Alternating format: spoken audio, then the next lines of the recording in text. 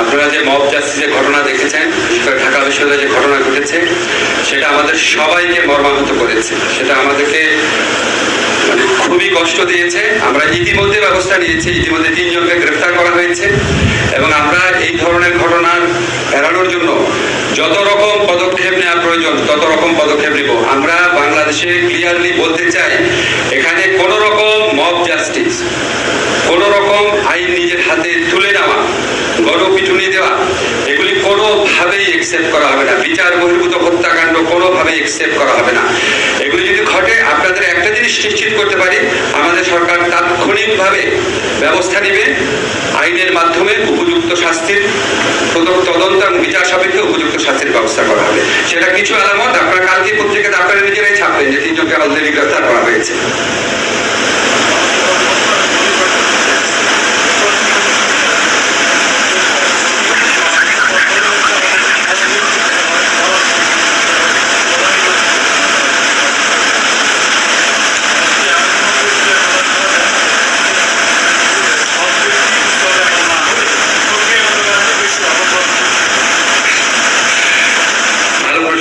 প্রক্রিয়াগত কারণের প্রক্রিয়া সৃষ্টি করার মাধ্যমে ব্যক্তির দায়বদ্ধতা বৃদ্ধি, স্বচ্ছতা বৃদ্ধি বা আপনার আরো বেশি দায়িত্বশীল করার অনেক স্কোপ আছে। আপনার সাথে আমরা এগ্রি করছি।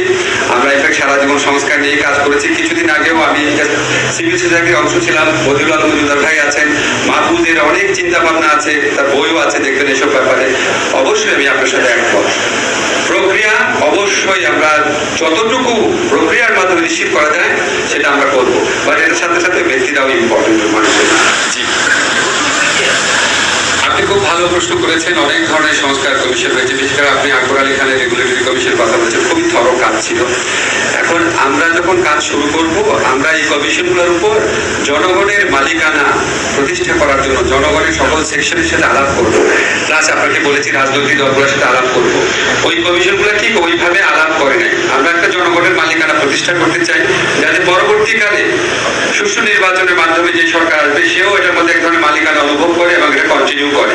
বাস্তবায়ন, আপনি সত্যি খুব ভালো প্রশ্ন করেছেন। বাস্তবায়ন অনেক বড় চ্যালেঞ্জ। এটা ডকুমেন্ট প্রডিউস করার চেয়ে বাস্তবায়ন অনেক বড় চ্যালেঞ্জ। এই চ্যালেঞ্জটা মোকাবেলায় সবাইকে সহযাত্রী করার জন্যই আমরা এই কনসালটেশন প্রসেসটা শুরু করবো। এবং আপনাকে আরেকটা কথা বলতে চাই, যে সমস্ত কমিশনের রিপোর্ট আছে সেগুলি অবশ্যই আমরা বিবেচনায় নিব। আমাদের যে আরো সংস্কার কমিশন আছে, এই সংস্কার কমিশনগুলো কিন্তু এই সংস্কার কমিশনের রেজাল্টের জন্য ওয়েট করবে না।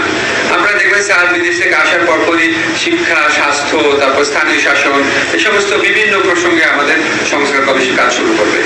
আর সংস্কার কমিশনের প্রস্তাবের ভিত্তিতে কিছু কিছু প্রস্তাব থাকবে আমরা তাৎক্ষণিকভাবে করতে পারবো, কিছু কিছু প্রস্তাব থাকবে মধ্যমেয়াদী, কিছু কিছু থাকবে দীর্ঘমেয়াদী, কিছু কিছু হয়তো প্রস্তাব থাকবে হয়তো যেটা আগামীতে নির্বাচনে বিজয়ী সরকারের জন্য থাকবে। আমরা আসলে প্রস্তাবটা না পাওয়া পর্যন্ত কিছু বুঝতে পারছি না। তবে কিছু বুঝতে পারছি না, ক্লিয়ারলি আপনাকে বলতে পারছি না ঠিক কোনটা কতদিন হবে, কারণ আমি তো জানি না এখানে কি সুপারিশ আসছে। তবে আপনাকে একটা জিনিস বলতে চাই, এমনি এটা খুব আপনাদের রেডিমেড মনে হতে পারে, এমনি আমাদের মধ্যে এই আলোচনাটা হয়েছে।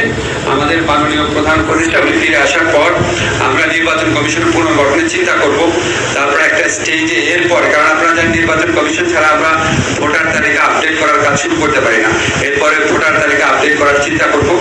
আমাদের কর্মকাণ্ডের মাধ্যমে আপনারা বুঝতে পারবেন আমরা শুধু সংস্কার ভাবনায় নিজেদেরকে আবদ্ধ রাখবো না, তার সাথে সাথে রিয়েল অ্যাকশন যেটা সুষ্ঠু অবাধ নির্বাচনের জন্য, রাষ্ট্র সংস্কারের জন্য, ফ্যাসিবাদী শাসন ব্যবস্থার সম্ভাবনা বিলোপ করার জন্য এই সমস্ত প্র্যাকটিক্যাল কাজ আছে, সেটার কাজগুলো কি থাকবে সেগুলি আমরা আলোচনা করে ঠিক করব। আমাদের মূল ফোকাসটা হচ্ছে কাজ করা। এখানে আপনারা এমন ব্যক্তিরা আছেন যে ওনাদের কাছে এটা খুব বেশি ইম্পর্টেন্ট না যে ওনারা পারিশ্রমিক পাবেন নাকি স্ট্যাটাস কি হবে। বদিউল আলম মজুমদার যদি অ্যাড করেন, আমার সাথে যে কথা হবে সেটা হবে সম্পূর্ণ অবৈতনিক এবং তা না হইলে হয়তো আমি এটা গ্রহণ করতাম না। এটা পাবলিক সার্ভিস। আমার পক্ষ থেকে আমি এই যে সকল ঘটনা ঘটেছে এর যেন পুনরাবৃত্তি না ঘটে এবং দেশের যাতে সামনের দিকে এগিয়ে যায় এবং আমাদের সকলের দায়িত্ব আছে, সেই দায়িত্ব পালনের লক্ষ্যে আমি এটা করবো। তো কোনো রকম বেতন ভাতা, কোনো রকম সুবিধা ওই সময় জন্য করবো না এবং আমার কাছে স্পষ্ট করে আমি সেটা অবৈতনিক হবো। যাই হোক, এটা আমাদের আজকে সাংবাদিক সম্মেলন শেষ করছি। আপনাদের সবাইকে শুভরাত্রি, সবাই ভালো থাকবেন। ধন্যবাদ সবাইকে।